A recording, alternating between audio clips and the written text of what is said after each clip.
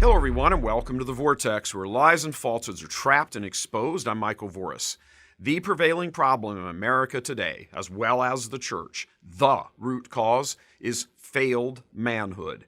The tentacles of this problem have reached into every aspect of life: economic, psychological, emotional, spiritual.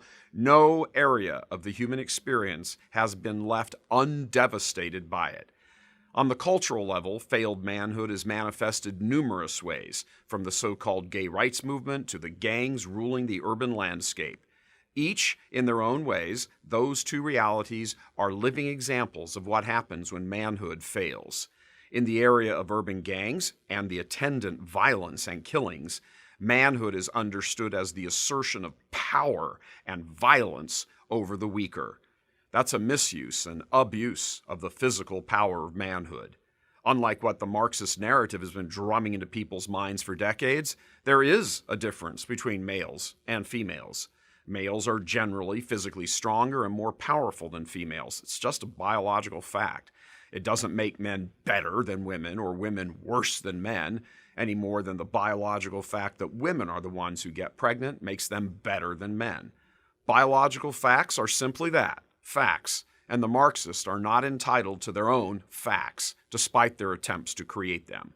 But it is a failure of manhood for some men to see their physical power over those weaker than them as an instrument of domination. That's fine in athletics, it's actually sort of the point of sports, but on the street and in neighborhoods, the exercise of that mentality becomes criminal. It's failed manhood writ large. Switching over to the opposite end of the failed manhood spectrum, the limp-wristed, highly feminized presentation of manhood portrayed in the gay movement, that's another glaring example. On that end of things, authentic manhood is portrayed as something to be opposed and mocked, part of the reason behind so much embracing of the feminine by males who openly embrace their homosexuality. In the gay community, it's commonplace for men to call each other by women's names, to speak with a valley girl cadence, a feminine lisp, to have the physical humors and gestures of women, to associate with women, usually unattractive women that gays nickname fag hags, and importantly, to not have friendships with heterosexual men, at least as a routine. In short, to celebrate their non-manliness. It comes out in fashions and even the vocabulary of the gay community, which screams a hatred of manhood with terms like queens and twinks and bottoms. It's a complete and total rejection of all things manly, even right down to the manly world of athletics. Authentic manhood is rejected because somewhere back up the line, they suffered abuse at the hands of another man or men. It could have been positive abuse perpetrated against them physically or psychologically. It could have been negative abuse in the form of deprivation of what they, by right, should have gotten from their fathers.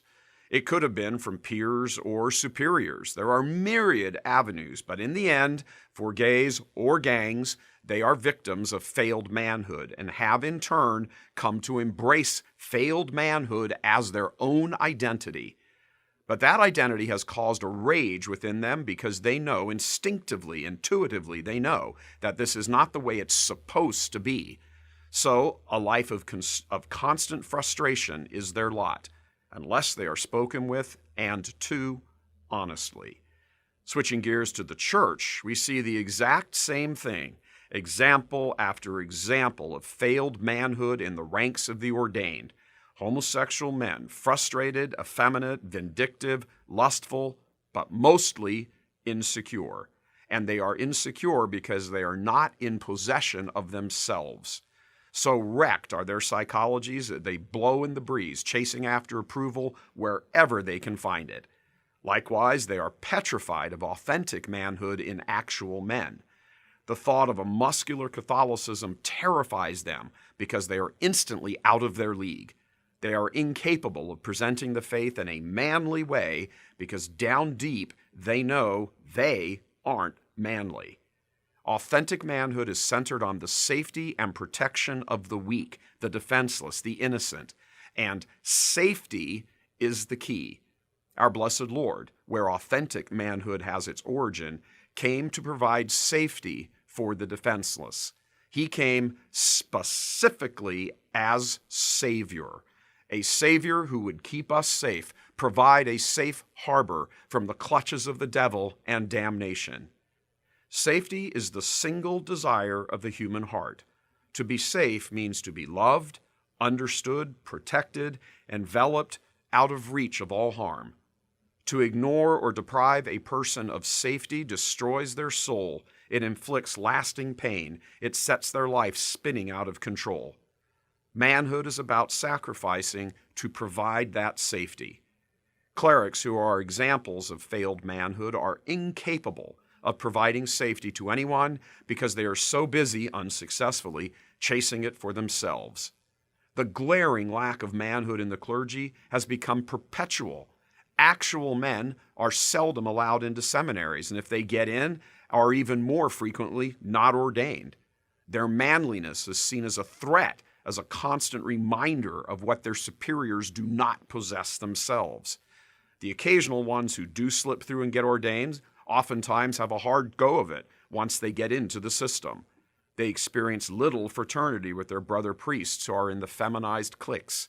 They are ostracized, given the less desirable assignments, and realize relatively quickly that they will be largely cut off. The very men most capable of providing safety for the souls in their charge are the ones who will be the most detested by the queen crowd that pretty much runs most dioceses in the United States. It's time for faithful Catholics, especially young men, to reclaim authentic manhood in the culture and most especially in the church. And as a reminder, we'll be discussing all of this at Church Militant's upcoming men's retreat, our 6th annual Strength and Honor Retreat being held here in Detroit in early August. Please click on the link to register and for all of the details.